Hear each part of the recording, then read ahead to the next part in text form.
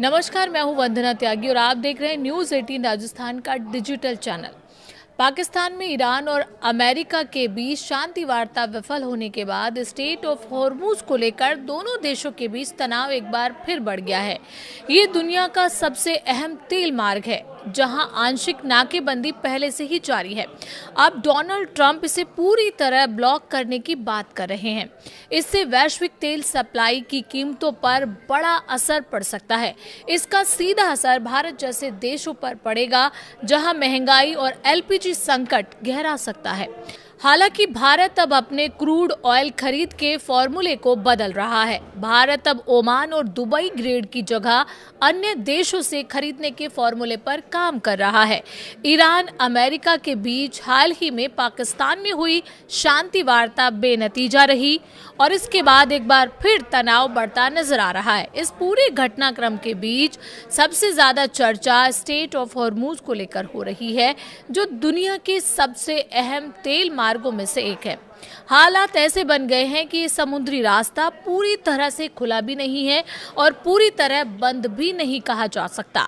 Iran ने अपनी रणनीति के तहत इस रास्ते से गुजरने वाले जहाजों पर सख्त नियंत्रण बना रखा है, जबकि अमेरिका अब खुले तौर पर नाकेबंदी की बात कर रहा है। ऐसे में सवाल उठता है कि जब ये रास्ता पहले से ही सीमित रूप से काम कर रहा है, तो फिर इसे पूरी तरह ब्लॉक करने की जरूरत क्यों महसूस हो रही है?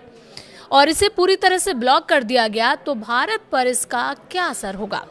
दरअसल इस पूरे मामले में राजनीति, रणनीति और अर्थव्यवस्था तीनों एक साथ जुटी हुई हैं।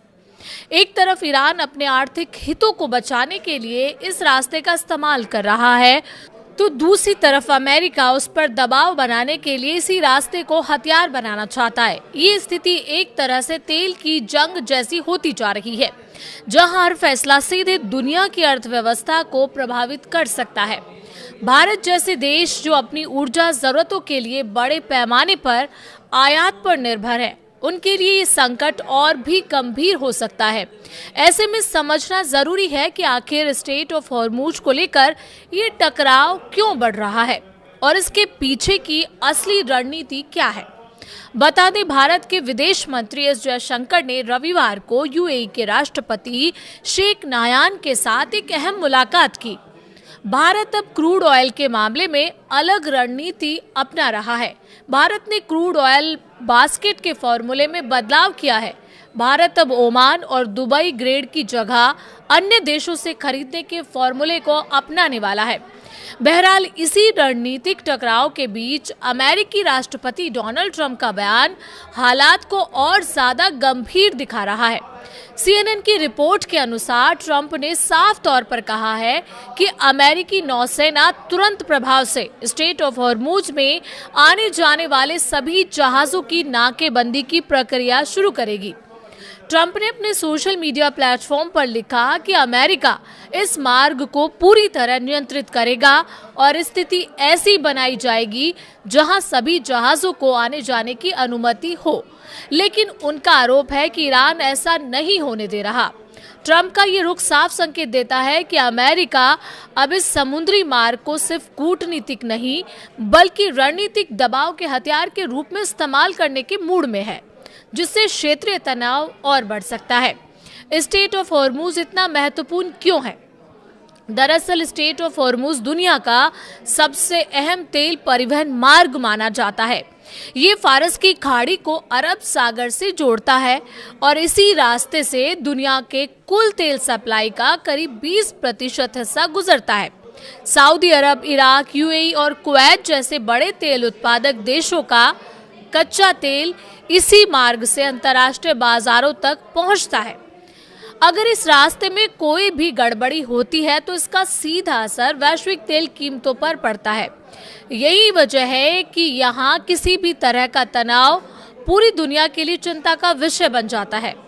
क्या स्टेट ऑफ हॉर्मुज पूरी तरह बंद है? दरअसल तकनीकी रूप से देखा जाए तो ये मार्ग पूरी तरह बंद नहीं है, लेकिन ईरान ने इसे अपने नियंत्रण में ले रखा है। वो चुनिंदा जहाजों को ही गुजरने दे रहा है और इसके बदले भारी शुल्क वसूल रहा है, जो प्रति जहाज लाखों डॉलर तक हो सकता है। खास बात यह है कि ईरान अपने तेल टैंकरों को इस रास्ते से गुजरने की अनुमति दे रहा है, जिससे उसकी अर्थव्यवस्था चलती रहे। यानी एक तरह की आंशिक नाकेबंदी है, जिसे नियंत्रण ईरान के हाथ में है। डोनाल्ड ट्रंप नाकेबंदी क्यों कराना चाहते हैं? दरअसल डोनाल्ड ट्रंप की रणनीति का मकसद ईरान की आर्थिक ताकत को कमजोर करना है। अगर अमेरिका इस रास्ते को पूरी तरह ब्लॉक करता है तो ईरान का तेल निर्यात रुक जाएगा, जिससे उसकी आय पर बड़ा असर पड़ेगा। इससे ईरान की सरकार और उसकी सैन्य गतिविधियों को फंडिंग मिलना मुश्किल हो जाएगी। हालांकि ये कदम जोखिम भरा है, क्योंकि इससे वैश्विक तेल सप्लाई भी प्रभावित होगी और कीमतें तेजी से बढ़ सकती हैं। अगर नाकेबंदी होती है तो दुनिया पर क्या असर पड़ेगा, ये भी बड़ा सवाल है।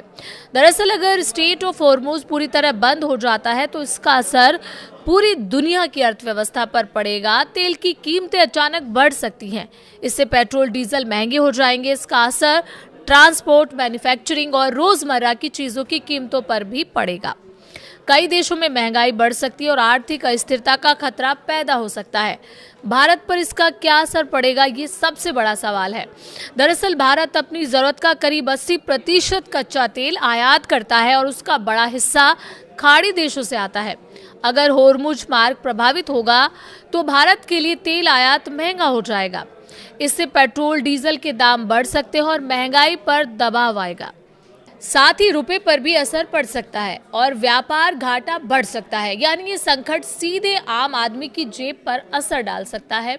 हालांकि भारत अब कच्चे तेल की खरीद में नई रणनीति अपना रहा है। देश ने अपने क्रूड ऑयल बास्केट के फॉर्मूले में बदलाव किया है।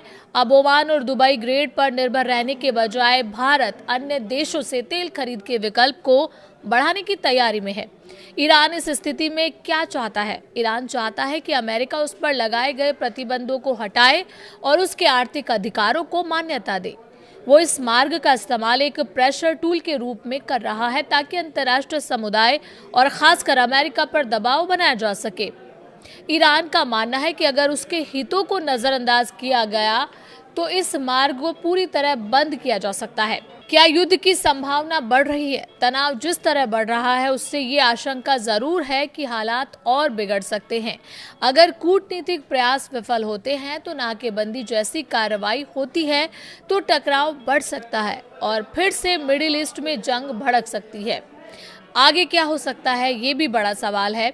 आने वाले दिनों में ये देखना अहम होगा कि क्या अमेरिका और ईरान के बीच कोई समझौता हो पाता है या नहीं। अगर बातचीत का रास्ता निकलता है तो हालात सामान्य हो सकते हैं, लेकिन अगर तनाव बढ़ता है और नाकेबंदी लागू होती है तो इसका असर पूरी दुनिया पर पड़ेगा। फिलहाल स्थिति अनिश्चित बनी हुई है और हर देश इस पर नजर बनाए हुए है।